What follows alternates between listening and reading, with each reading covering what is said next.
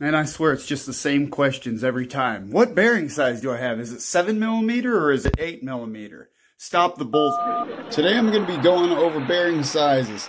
That's right, bearing sizes 7mm or 8mm, and also how they affect your skate itself. So here we have an 8mm bearing and a 7mm bearing, both from the same manufacturer, along with a wheel, a number 2 pencil, and a bearing press just for added measure. Now, here we have the 8mm bearing.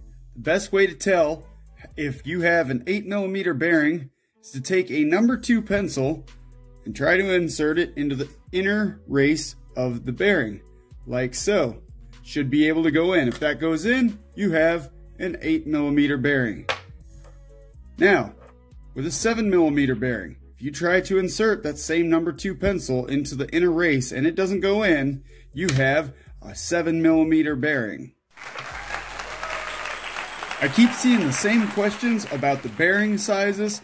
Which ones will fit my wheels, or will my wheels fit it? Well, the short answer and the simple answer is going to be the same every single time. They're the same outer diameter no matter which one you get. And just to prove that, we're going to go ahead and we're going to load up our 8mm, any wheel you pick, and our 7mm into the same wheel.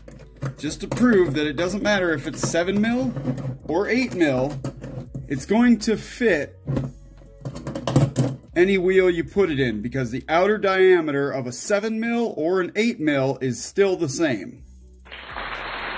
With all that being said, I think it's time we stop being polite and start being real about how skates and their components work. I hope this helped you out.